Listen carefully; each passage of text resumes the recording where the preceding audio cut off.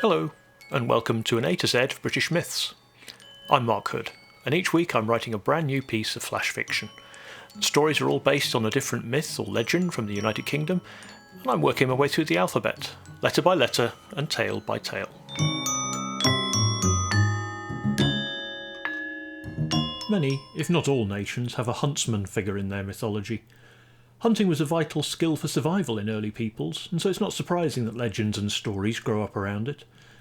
The British version focuses on Herne the Hunter. Curiously, he's a particularly local mythical figure, limited in scope to the Great Park at Windsor. Indeed, the first written mention of him, by no less than Shakespeare, has him constrained to haunting a single oak tree. It's unclear whether Shakespeare invented this figure, or whether he was building on an existing myth. Some believe he's inspired by a historical man called Horne, a poacher during the time of Henry VIII.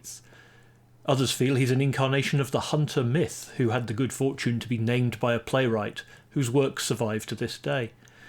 In any case, his legend has continued to grow over the years. Originally he just rattled chains and turned milk sour. Now he predicts major disasters and deaths. Since the 18th century, he's been the figure who leads the wild hunt. This began life as a Germanic tale where the hunt was led by Wotan, the local form of the name Odin. He's also been co-opted by modern media, appearing alongside Robin Hood and Hellboy, to name but two. Episode 8. H is for Herne.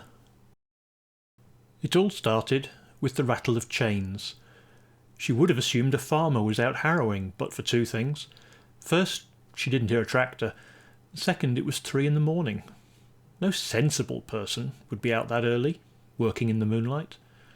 The next night, a horse whinnied. The only time horses stayed in the park overnight was right before a polo match, and she knew there wasn't one of those any time soon. She wouldn't have been there otherwise. Distant hoofbeats broke the silence of the third night. She couldn't quite place where they'd sounded from before they faded into nothing.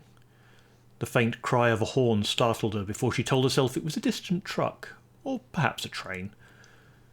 The following night the hoofbeats came closer. She stopped carrying her shotgun slung across her back and started holding it instead.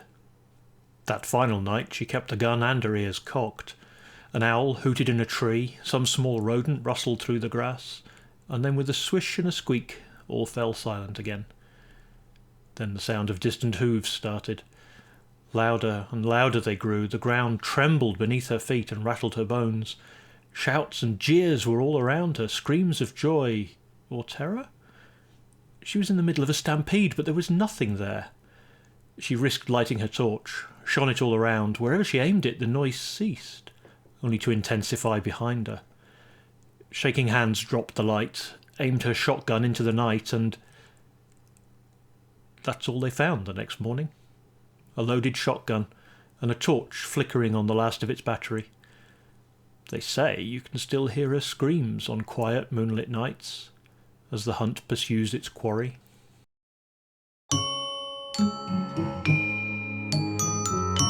If you enjoyed this story, why not check out my other writing? Visit my website at markhoodauthor.com to find out more, and you can pick up a free ebook while you're there. This project is inspired by the Alphabet Superset Challenge set by Struthless. The music is Alice in Dark Wonderland by Alexei Chistilin. All the information and a transcript of this episode can be found on my website, link in the show notes. Thanks for listening, and I hope to see you again soon.